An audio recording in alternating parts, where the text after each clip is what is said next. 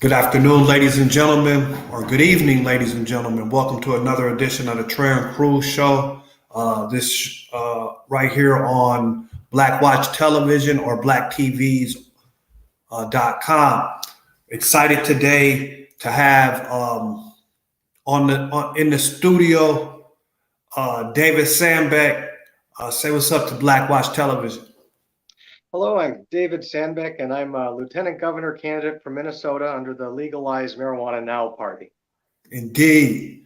Tell us a little bit about yourself. Where are you from? So I'm from St. Paul, so I'm a Minnesota boy. I'm somebody who has a background in the private sector and working in state government. I worked in local government as well.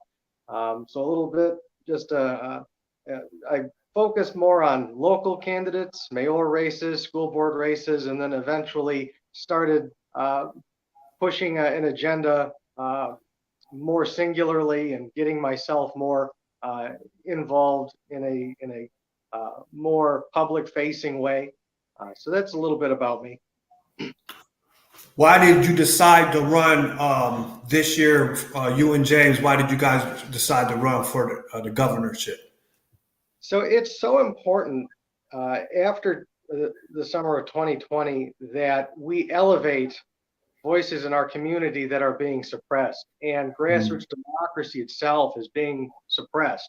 And I was heartened by seeing James McCaskill's involvement in third parties, because you have to be able to apply pressure. And the only real pressure you can do in a two-party system is starting to organize outside the two major parties. And I saw James doing that work. And so when he decided that he was going to put himself out there, I thought, well, I want to support his voice and the voice of a community that continues to be suppressed. And I offered to support him, and he decided that would be acceptable, that I would join his ticket, and we would push for justice. And again, the kind of the impetus of running is the crisis of, even in our local politics, we'll have referendums on affordable housing, and then the city councils will gut those initiatives. So it's an attack on grassroots democracy. We have the mayor systems who are trying to sue and stop referendum votes, and again, suppressing grassroots democracy here in our local government and our local politics. And so we're seeing that we have a one-party tyranny here in the metro area. So what motivated this is seeing that happen on a local level is really frustrating, and seeing activists like James McCaskill out there pushing back motivated me to support him. Awesome. Where are you guys at where are you at on the pro-life, pro-choice situation and some of the court rulings that just came down? So it's alarming. And gay man myself, we see the Supreme Court moving proactively to foreclose on rights that we were taking for granted. And unfortunately, looking over at the past 50 years, Democrats have done a great job fundraising on protecting minority rights, women's rights. And, it seems to be a ratchet effect when Republicans are successful at keeping their campaign promise to take away the rights of the minority, of women, of minority voters, taking away their voting rights, women's rights, what you were talking about specifically. And now, they're going to set their sights on, taking away civil rights for people like me, gay people. So we're next on their agenda to foreclose on our personal civil rights. Indeed. Education in Minnesota, what are some of your thoughts on that? So what we're seeing is that during this pandemic, we have a lost generation that we have to accommodate. We have to get them ready. because the remote learning wasn't successful or conductive to meeting the needs. As I said, we have a lost generation. At the same time, there were some success stories for public education delivering meals to families that were affected by this. That was the most successful, I think, story out of it, is that public education system and infrastructure are able to deliver those meals. But what happens now is like the St. Paul Public School District is being penalized, having to take money out of their general fund for this upcoming year, again, attacking their ability to address the shortcomings of the last 2 years by taking money out of the general fund to pay for the meals programs because of some accounting bureaucracy. Some of the students didn't qualify for free and reduced lunches, and they went to maybe more affluent schools that didn't have the 70% free reduced lunch program in place. And so then they're taking out of the school's general fund money to pay for meals that were delivered. Well, all kinds of families were affected, and we're secure. And so what we're doing is the wrong approach. We're taking money out of the general fund for the future of these children, and paying for what should be a success story, and doing it the wrong way. So there's one thing about education is, of course, we need to fund it. This is the most important thing we need to do. To stay competitive in a global economy, it starts with making sure that we invest in our human capital, our human resources, our children. And unfortunately, we're going about it the wrong way. And just to follow up, where are you at on the SROs in schools? So the police don't have a permanent place in our public school system. That is creating, I think, a problem in terms of what the role of police is. They are there to collect evidence, usually against you. And we put them in these schools. They're there to collect evidence against your children.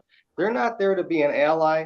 And what we've seen time and again is the police have no duty to protect. And so we've seen the police down in Florida run out of the school buildings during a school shooting.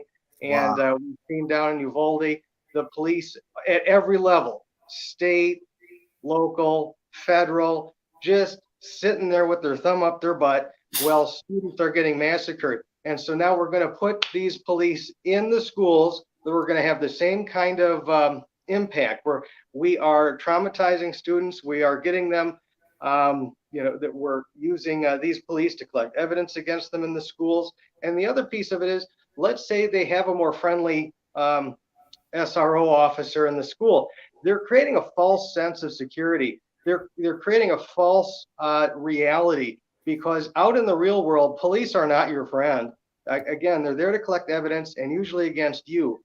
And so what we're doing is we're perpetuating some of the injustices, and a lot of and unfortunately, you can go out there and see a lot of this content is captured where these SROs are abusive towards students, and we need to protect them from that too. Indeed. So on both sides, you're hearing both political parties talk about the crime issue. What, being from a third party, what is your just thoughts on crime during the pandemic and just where we're at in society today with Russia and everything else happening? So we'll start with crime, because both parties are steeped in the rhetoric of crime. And looking back into the 80s and 90s, and who is our current commander-in-chief, the architect of mass incarceration through his crime bills. We have a man who has perpetuated the police state and continues to expand the police state. And the Republicans are out there saying, we can't make it happen. We're going to make it happen faster. We're going to crack down on First Amendment rights more severely than Democrats are. As a third party activist, I'm out here thinking, I don't want a police state. I don't want a cop on every corner. That's what you have in authoritarian regimes like North Korea or Mm. these super surveillance states. I don't feel safer having more police out there, quite frankly. And you look at the crime, and there is an increase in crime nationally, not just in Minneapolis. What happened in 2020 was a national and international outrage, and people expressed that outrage. And the 3% of events that led to civil unrest that was destructive, the 3% of events that led to unrest that was destructive is being used to foreclose on First Amendment rights, expand the police state, and Democrats are out there trying to fund the police, not defund the police. We've seen here in Minneapolis where the revolution started, so to speak. We saw that the grassroots democracy was defeated by the Democrats, and a lot of that call to reform and defund the police has been neutered. And so, unfortunately, the only place we see police being defended is in rural Minnesota. Surprisingly, when we're focusing on Minnesota, we see some local constabularies dissolving and Right. reverting to the county sheriff's office, and they're able to defund their police.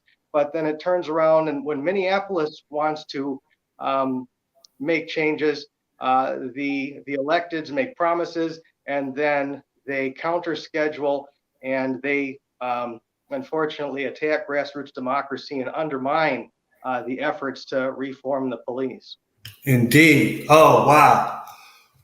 So the economy. Minnesota has a $10 billion surplus, yet has the biggest racial wealth gap in the country, and then just inflation on top of that. What are your thoughts? And with the gas prices, I know eggs were like 99 cents a few months ago. I went a couple days, they were like $4. Yeah, ridiculous. So there is the highest inflation in 40 years. The economy is robust and relatively strong. And if you're wealthy, you have money in the markets. And overall, over the past 5 years, you're still winning. In the last 3 years, there's a loss, but over 5 years, you're still winning. Um, but the inflation is eating working class America alive. So people will talk about the loss of wealth destroying, the loss and erosion of American wealth. That's not where it's felt. It's really felt at the kitchen table. The inflation is eating our standard of living alive. And so, unfortunately, Democrats and Republicans are united at inflicting this pain on working people. And the correct result, or the correct way to fight inflation, is through a wealth tax. So when the Fed and our Treasury conjures up money, we've seen how the money was spent through the COVID relief. Most of it was to propping up the markets. We had the Fed doing quantitative easing, meaning they were buying securities, creating liquidity in the market. All of that went to help the wealthy.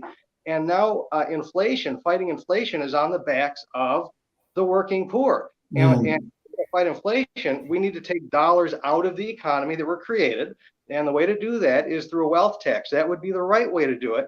Unfortunately, that what they're doing is they're creating pain out there so that people stop spending. And what are they going to stop spending on? It's going to be common people spending on food, groceries, and the things they need to keep their families happy. So, the economy is strong.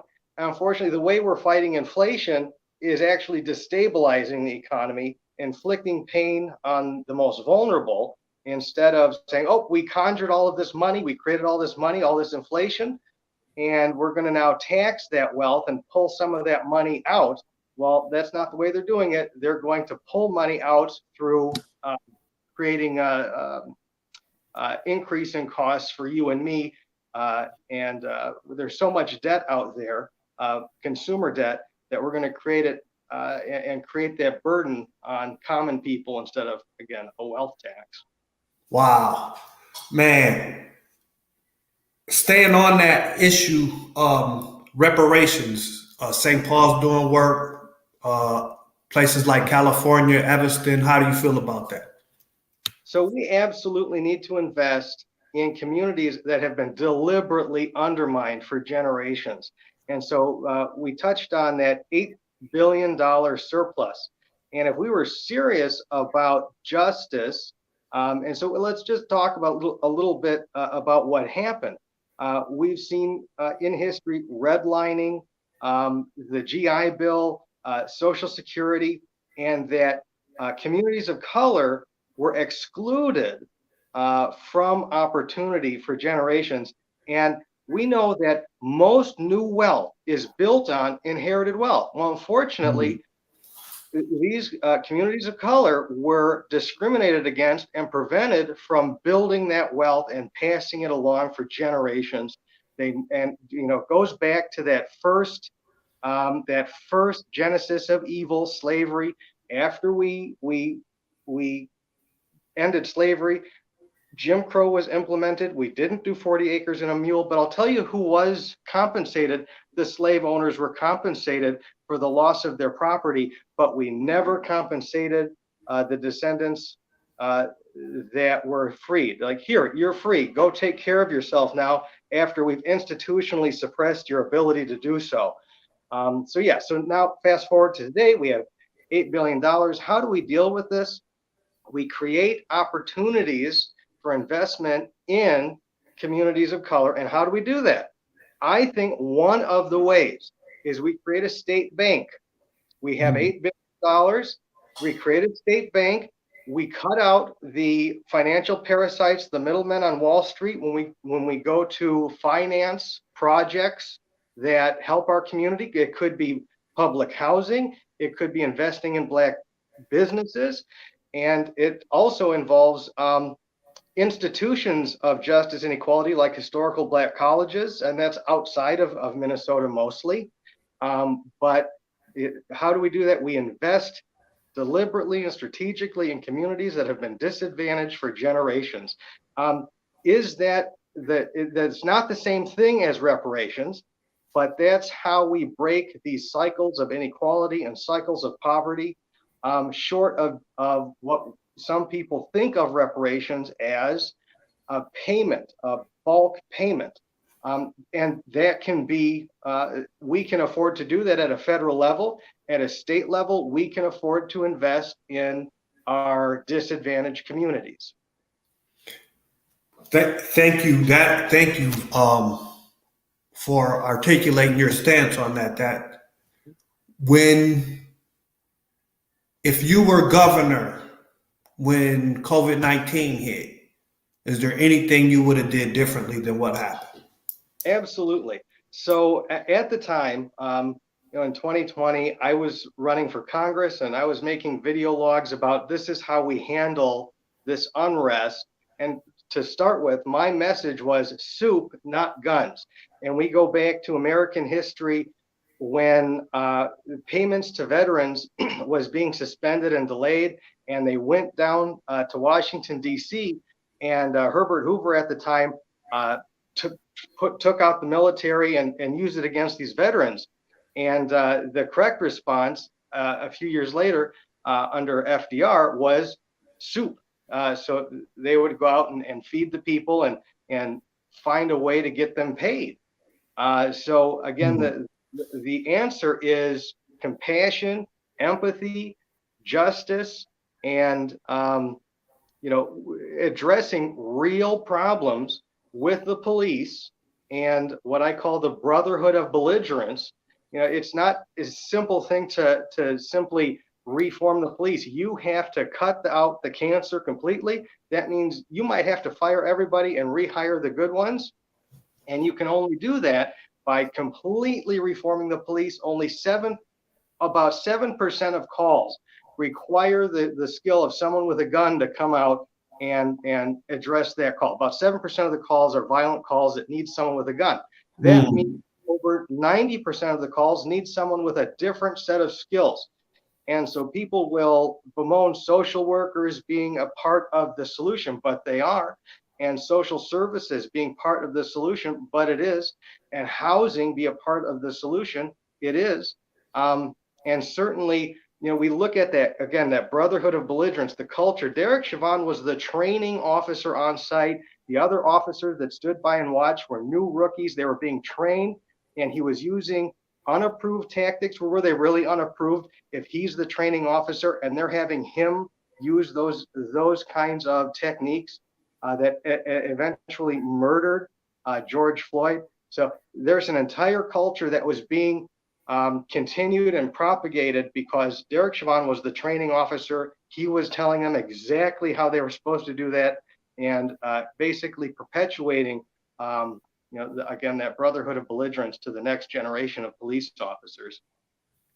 Wow. Yes. The climate issue, but moreover, locally here in Minnesota, there's still some pipes and things being laid near our waters and next door to us too. What's your thoughts on that? So we have a strong activist indigenous community here in Minnesota that has taken the lead to defend our natural jewels, our natural wonders, and land that we are on stolen land, and we can acknowledge that, and it's not going to change. But what we can do moving forward is respect the natural wonders of Minnesota in a way that respects the indigenous people as well and their claims on the land. So let's take a look at the police response. We had state police, state troopers, DNR, conservation officers used to intimidate and suppress First Amendment rights and advocating for our natural resources. These pipelines, for example, are used to take the dirtiest petroleum and from international companies and put it down to the coke refineries down like in Louisiana. That's where this stuff ends up, and then of course it goes into the atmosphere. So on a local level, we have activists that are concerned and doing the right thing. And what are we doing? What is the state doing? Well, they're kind of like a hired mercenary group for international companies who are taking the dirtiest oil, running it through Minnesota, and endangering clean waters. And what is the most important? We have a drought going on. What's one of the most important things out there? Our water. And looking ahead, what is our golden ticket in Minnesota? It is our water. So we need to protect that instead of protecting the profits of international companies that seek to continue to destroy and contribute to climate catastrophe. Wow, man, thank you. And this is why we need to make sure that third-party candidates are in the debates, because they bring a different perspective and they bring out ideals that we're not usually hearing in the mainstream. There's a Go ahead. There's a contained spectrum of debate, and the two parties don't deviate from that spectrum. And the third parties are shut out of debates because they don't want the people to hear another perspective that really shows you that the two parties aren't that far apart. Exactly. And why hasn't marijuana been legalized in Minnesota yet? So I'll tell you, going back to 2012, the Democrats were in bed with the police unions. And so Mark Dayton, who led the DFL party in Minnesota at the time, sided with the police unions and the Brotherhood of Belligerents to maintain status quo corruption, to suppress communities of color, and to continue this injustice of enforcing laws that disproportionately affect Black people. So outright, the governor of Minnesota at the time said he would veto any legislation that would legalize marijuana. And ever since then, the Democrats have sided with the police. Now, under the Walz administration, he's verbally talking about decriminalizing marijuana. That's not the same thing as legalizing marijuana. What they're going to do and what they have done is they've only made it legal for you to buy marijuana from specific vendors. What are they doing? they are reinforcing plutocracy and monopoly. You're going to pay a lot more for something than you would pay on the street illegally. And so they're going to prop up a black market. They're going to create quality issues. And what they're going to do is they're going to, again, it's, oh, these few companies are the approved vendors of this product. We are creating a fake market that just won't work well. And so Democrats are siding on big business. And again, talking about reparations and community justice, if we are going to play favorites, we should be investing in black communities and black businesses. If we're going to have favorites, let's pick people and businesses that represent the community that has been traumatized by the war on drugs, to elevate those communities and choose businesses that are run by the communities that have been devastated. Mr. Sandbeck, thank you so much for coming on and giving us your perspective about this midterm election. Thank you for you guys for being brave and going out and running against the status quo here in Minnesota politics. If people want to get involved with the campaign, if they want to donate, or if others want you to come on their show, how can they get in touch with you? So jamesforminnesota.com is the official campaign website. And so he'll have an opportunity for you to participate and contribute directly to our campaign for governor. You can also go to the Legalize Minnesota website and donate to the party. Because we are a major party, you can do a $50 contribution to the party or the state campaign and get a $50 credit. So I think donating to the party is good as well, but also donating to James for Minnesota, and we'll get you that receipt back so that you can get your $50 tax credit that we have in Minnesota. You can get your $50 rebate for supporting grassroots democracy in Minnesota. And what does winning look like? Excellent question. So, with third parties, people are discouraging. They'll go out of their way to say, why bother? But take a look at, the ability to have a choice on the ballot. Maintaining ballot access is winning. Making sure there is political competition in the marketplace of ideas, that is winning. Pushing back on the status quo corruption and having a choice and elevating voices like James McCaskill, who represent a community that has been silenced for generations, that is winning. So I appreciate you asking that question. A lot of people shy away from third parties and crap on third parties, but that is how we respect a democracy, is by maximizing it and giving people options. Thank you. And just one more time, if you could hit us with that website.